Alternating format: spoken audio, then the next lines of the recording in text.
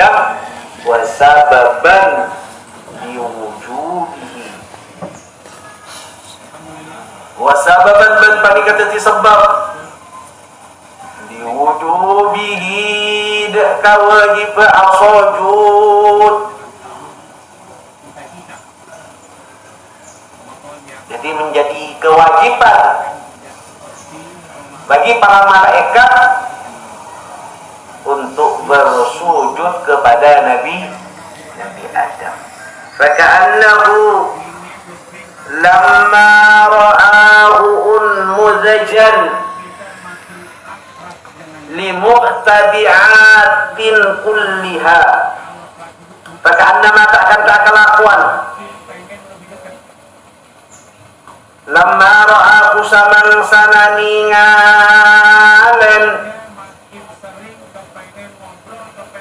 Lama samang sana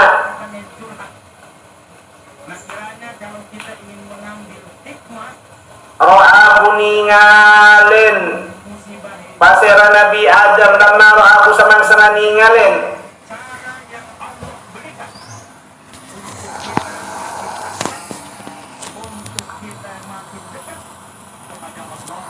lama samang sana ro'ahu ninggalin Nabi Adam unmuzajan dek kata si contoh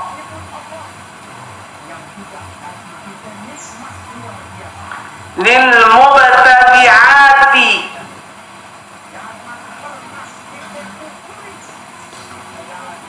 dek kapan sapo menapan perkara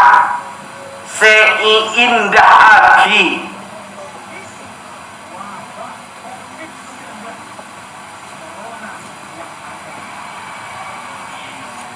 lil mubtadi'ati dek kapan saponapan perkara indah aki kulliha satajana mubtadi'at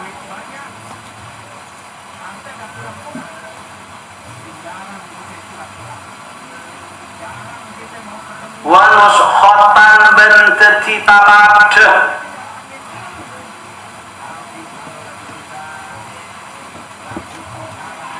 muntawiyatan sekalepat ala ta'alluqil alami atas aku mantongna alam ar-ruhani sebangsa roh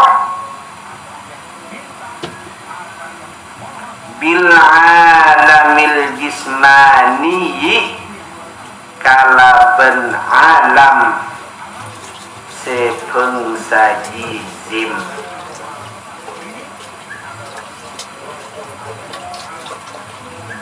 Wamtizajahuma ben acampurahuma kana wamtizajahuma ben acampura kadua ruhani ben jismani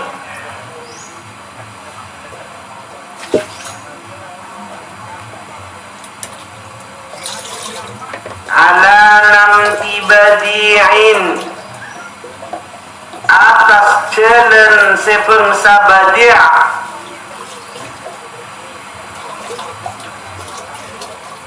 amarakum bisujud maka marintah pasera Allah deka para malaikat bisujud kalaban asujud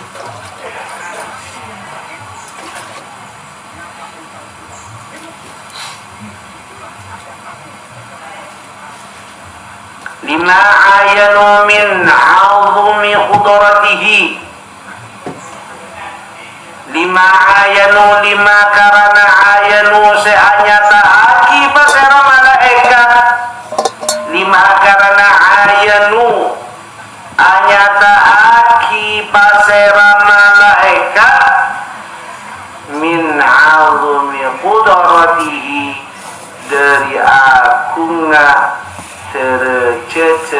Nabi Adam, min azma qudratihi, dari agunga qudratihi, derajat Nabi Adam.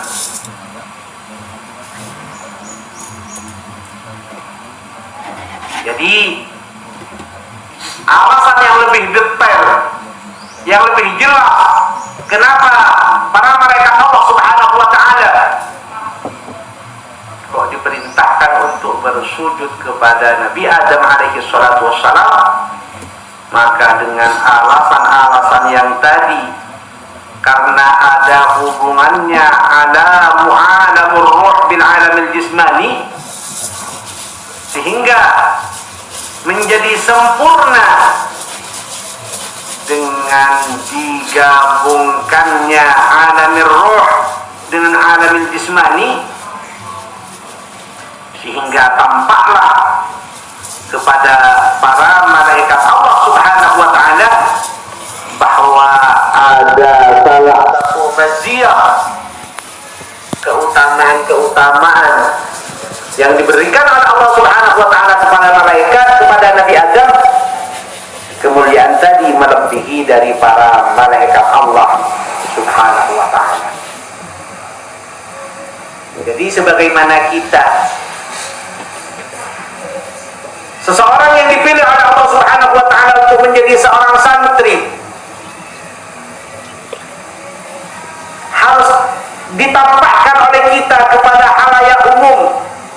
Bagaimana sekiranya halayak umum tadi, walaupun toh Anda terkenal di masyarakat lingkungannya bahwa Anda anak seorang nelayan, bahwa Anda anak seorang pedagang, bahwa Anda anak seorang petani, harus ditampakkan oleh Anda kepada halayak umum, benar saya anak seorang nelayan, benar saya anak seorang orang yang memang menjualan apa di pinggir jalan umpamanya, cuman ditampakkan. Sebagaimana ada salah satu pilot perempuan lagi, ternyata ujung-ujungnya pilot perempuan ini anaknya orang jual jagung di pinggir jalan. Setelah diteliti, ternyata si pilot ini adalah anak seseorang yang memang tukang jual jagung di pinggir jalan.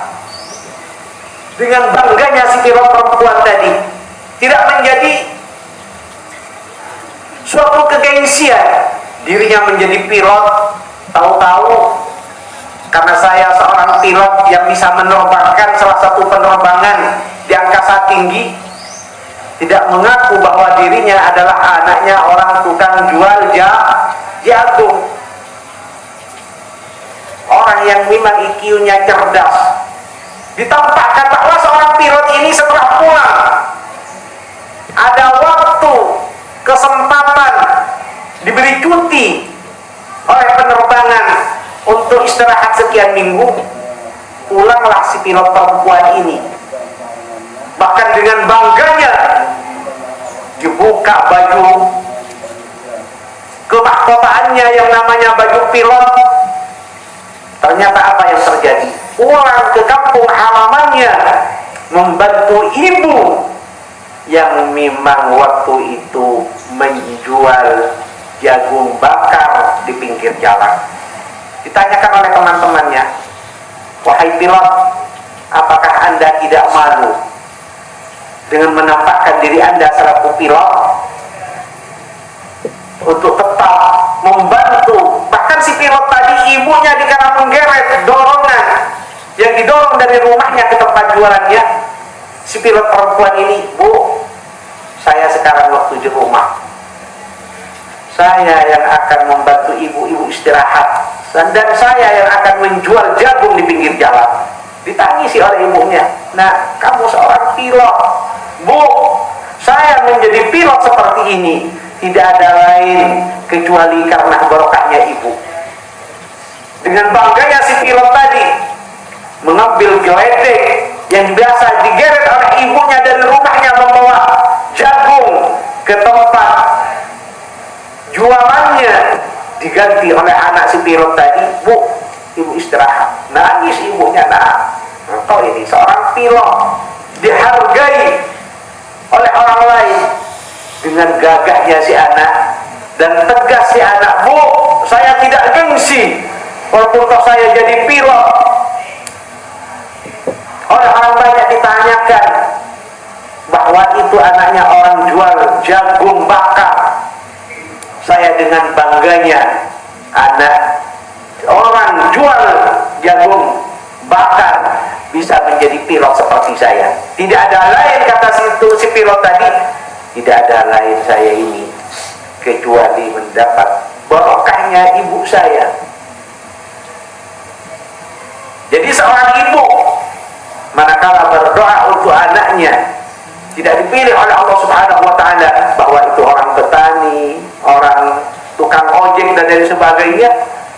Jikalau orang tua mengangkat tangannya, khususnya seorang ibu untuk anaknya, du'aul walidati li auladihi kadu'ail anbiya li ummatihi.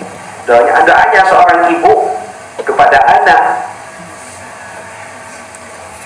ini bagaikan doanya Nabi kepada umatnya, tidak ditolak oleh Allah Subhanahu wa taala. Jadi santri Nurul Iman tidak boleh gengsi, ditampakkan saya memang anaknya seorang petani, saya memang anaknya seorang pedagang, saya anaknya orang-orang. Gak apa-apa ditampakkan, tidak usah gengsi. Karena Allah Subhanahu wa taala kalau sudah memilih kepada seorang hamba untuk dijadikan wadahnya ilmu, anaknya siapapun, kalau sudah dipilih oleh Allah Subhanahu wa taala, akan mulia dengan sendirinya barokahnya ilmu. Bahkan ilmu tidak akan masuk kepada santri yang kibir, ilmu tidak akan kekal di anggota tubuhnya seorang santri yang sombong, karena al-kibir syirkun khabi. Kibir, kesombongan, sok besar dan gede, ini namanya kibir. Kibir sekecil apapun adalah musuh Allah Subhanahu wa taala, karena sifat kibir, sombong adalah sifat Allah Subhanahu wa taala, tidak layak untuk dimiliki oleh seorang hamba yang sangat dhaif. Wa khuliqal insanu dha'ifa. Manusia serba kekurangan, la yakmulu illallah, tidak ada yang sempurna kecuali Allah. Maka kita minta kesempurnaan tadi kepada zat yang sempurna. Banyak orang-orang sukses dari kalangan anaknya orang tidak mampu, tapi karena mempunyai semangat yang tinggi dan dapat barokahnya doa dari orang tua. Saya tadi pagi menyampaikan bahwa kesuksesan seorang anak dari ketekunan ibadah seorang ibu, orang santri, dirinya terlebih dahulu harus paham kepada kitab tadi, baru bisa menjelaskan kepada seorang santri. Seorang imam ini dikala mengajar macam beberapa menit tidak bisa menerangkan, tidak paham kepada apa yang akan dijelaskan kepada seorang santri. Ditanyakan oleh seorang santri, ya imam, kenapa engkau tadi dikala ngajar kok macet sekian menit? Akhirnya si imam tadi mengasih tahu kepada santri yang bertanya, saya ini mempunyai ibu yang salehah. segala apa yang dimakan dan diminum oleh ibu saya sangat hati-hati, karena air susu yang akan diminumkan kepada diri saya itu hasil daripada kehalalan tadi. Cuman di suatu waktu, dikala kesibukan ibu saya, ternyata ada orang mujrim, orang yang memang tidak bertanggung jawab, makanannya setiap hari makanan dari perkara yang haram, makanannya setiap hari makan dari perkara syubhat, pekerjaannya setiap hari kebanyakan pekerjaan yang tidak menjadi ridha Allah Subhanahu wa ta'ala. Ternyata di suatu waktu, kata si imam ini, kesibukan ibu saya dicuri dari ibu saya untuk disusui dari air susu yang haram, sehingga oleh ibu saya setelah kelihatan bahwa saya disusui dengan air susunya orang yang tidak bertanggung jawab tadi, maka bapak saya memasukkan tunjuk derijinya ke dalam mulut saya, sehingga air susu daripada orang yang tidak bertanggung jawab tadi bisa saya keluarkan. Tetapi apa yang terjadi?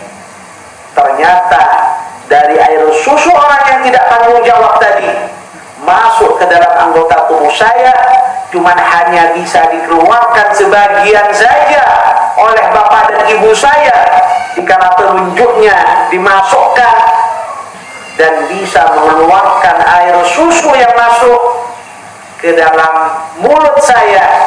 Cuman ternyata ada sebagian dari air susu orang yang tidak bertanggung jawab tadi terlebih dahulu masuk ke dalam perut saya, sehingga saya bisa macam. Saya tidak paham kepada apa yang akan saya terangkan kepada Anda, karena ada sisa dari susu sebagian yang masuk ke dalam perut saya dari susu orang yang tidak bertanggung jawab. Karena sedemikian, hati-hatilah para santri dikala Anda mencari ilmu.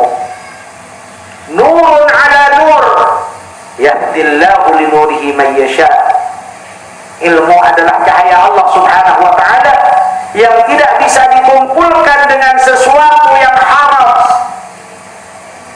Kaifa yustajabu lah wa ma'kuluhu haram wa malbasuhu haram wa mashrabuhu haram, menjadi penghalang untuk tidak kekalnya ilmu yang berada di dalam hati kita manakala dicampuri dengan sesuatu yang haram. Kalau masih bisa dikeluarkan sebagaimana kata si imam tadi, masih bisa dimuntahkan, ya Allah saya kok sebagaimana Imam Syafi'i dikala menjadi santri, dia mandi di salah satu sungai, kemudian kok ada salah satu mangga atau buah yang lain yang mengikuti jalannya air yang ketepatan Imam Syafi'i mandi di air tadi. Kemudian karena Imam Syafi'i kelaparan, dengan tanpa sadar Imam Syafi'i langsung mengambil buah tadi, langsung dimakan oleh Imam Syafi'i. Setelah masuk ke dalam anggota tubuhnya, Imam Syafi'i ingat, ya Allah, ini kan perkara syubhat, siapa yang punya? Tidak sebagaimana santri sekarang, yang penting ada langsung ditelan. Kebanyakan para santri pulang dengan tanpa membawa ilmu yang barokah dan bermanfaat, karena di masa menjadi santri kurang berhati-hati. Manakala seorang santri tidak warok, tidak berhati-hati dalam segala perilakunya, ilmu akan lari, tidak akan kekal dan abadi di dalam hati seorang santri, karena ada penghalang. Tidak akan bisa campur baur di antara air dan minyak panah, akan diaduk bagaimanapun, setelah diaduk mesti berpisah. Air tidak akan bercampur dengan minyak tanah, karena memang zatnya lain, begitu juga ilmu. Karena ilmu cahaya Allah Subhanahu wa ta'ala tidak akan bisa campur baur dengan minuman yang masuk ke dalam anggota tubuh seorang santri yang haram, makanan yang masuk ke dalam anggota tubuh seorang santri yang syubhat, apalagi sampai mencuri dan lain sebagainya. Jangan diharapkan kalau tidak minta maaf kepada sahibil mal, kepada orang yang mempunyai harta, ternyata harta tadi terlanjur masuk ke dalam anggota tubuh seorang santri. Cepatlah cari orang yang mempunyai harta tadi, mohon maaf karena kelengahan diri saya, karena kelemahan iman saya, karena beberapa alasan ditampakkan. Mohon maaf, saya pernah makan, minum, memakai, karena saya oleh orang tua diantarkan ke pesantren untuk mencari ilmu. Maafkan diri saya, biar sesuatu yang masuk ke dalam anggota tubuh saya tidak menjadi pengusir untuk ilmu yang masuk ke dalam anggota tubuh saya. Manakala anggota tubuh khususnya hati sudah dikuasai oleh ilmu, ibadah kepada Allah Subhanahu wa ta'ala tidak malas, khususnya di bulan Ramadan akan selalu diisi dengan ibadah dan takwa kepada Allah Subhanahu wa ta'ala. Kenapa bisa demikian? Tenang, karena hati di dalamnya ada nur cahaya ilmu Allah Subhanahu wa ta'ala. Mudah-mudahan ilmu yang didapat oleh kita bersama menjadi ilmu yang barakah dan bermanfaat. Amin Allahumma amin ya rabbal alamin. Amarakum bisujudi lima ayanu min 'azmi qudratihi. Fa'ala hadha تكون اللام في قوله اسجدوا لآدم بمعنى إله. فعلى هذا maka atas panikat kil. فعلى هذا maka atas panikat kil تكون بعد اللام فنقلم تكون بعد اللام فنقلم في قوله من كبر الله اسجدوا لآدم بمعنى إله. اللام بمعنى إله kalaban amanah ilah. Kama fi qouli Hassan bin Thabit kama akatia tetebuan sekatabu fi qouli Hassan bin Thabit di dalam tebuna Sayyidina Hassan At-Thabit. Bagaimana kata Sayyidina Hassan? Alaysa awwala man shalla li qiblatikum. Alaysa puna patada, alaysa puna patada awalaman panika tetap idalem pertama na orang shalla seadua aki pasera orang likiblatikum dak kiblat sampian kapi. Alaysa puna patada awalaman panika pertama na orang shalla seadua paseraman likiblatikum dak kiblat sampian kapi. Wa a'rafan nas ben lebih oninga manusia bil Qur'an was sunan kalaban al Qur'an was sunani ben banyak hadis. Siapa sunang yang dituju di dalam qauli Hassan bin Thabit adalah Nabi Adam alaihi salatu wassalam, bahwa Nabi Adam diberi maziyah oleh Allah Subhanahu wa ta'ala, diberi kelebihan oleh Allah Subhanahu wa ta'ala, sehingga dijadikan kiblat oleh para malaikat karena Nabi Adam adalah a'rifan nas, lebih mengertinya manusia di masa itu tentang Al-Quran dan beberapa hadis, sehingga Nabi Adam melebihi dari para malaikat pengetahuannya. Mereka yang tidak tahu, Nabi Adam sudah tahu. walaupun toh dalam satu sisi Nabi Adam lebih rendah daripada malaikat. Jadi umpamanya di pesantren, ternyata di rumahnya dia adalah anaknya juragan, sedangkan yang menjadi pengurus dan ustadz anaknya orang di bawah orang tua Anda. Ini salah satu contoh. Di rumahnya umpamanya salah satu desa dan tahu siapa orang tua dia, tetapi di pesantren anaknya yang di desa tadi lebih rendah pangkatnya, dia anaknya orang kaya dan dia anaknya orang fakir dan miskin. Tetapi di pondok anaknya si fakir dan si miskin ini menjadi seorang ustaz, menjadi orang yang dipilih oleh Allah Subhanahu wa taala melebihi daripada Anda.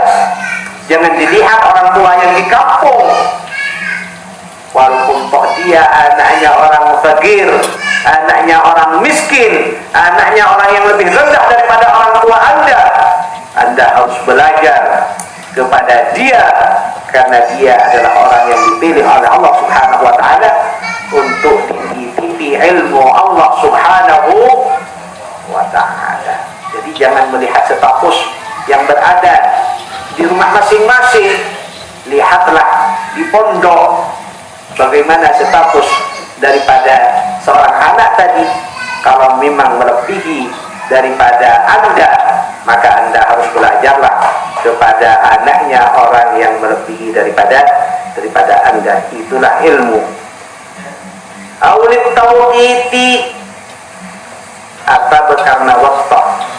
Wa fi qoulihi ta'ala aqimus salata li dhuluki syamsi ay isjudu lillah waqta khalqihi Adam alaihi salatu wassalam. Ay tegese isjudu asujud sampean kafi malaikat lillahi karena Allah. Ay isjudu asujud sampean kafi para malaikat lillahi karena Allah waqta khalqihi dalam waktu apa cina Allah Adam alaihi salatu wassalam, dekat Nabi Adam alaihi salatu wassalam. Ini sebagian pendapat dari para ulama yang lain. Usjudu lillah waqta khalqihi, maksudnya para malaikat diperintahkan untuk sujud kepada Allah Subhanahu wa taala dikala Nabi Adam dibuat oleh Allah Subhanahu wa taala. Di waktu itulah diperintahkan untuk menghormati para malaikat kepada kejadian yang terjadi. Allah Subhanahu wa taala membuat Nabi Adam alaihi salatu wassalam. Tetapi wal qaulul awwalu azharu, ini kaul pertama ini lebih jelas.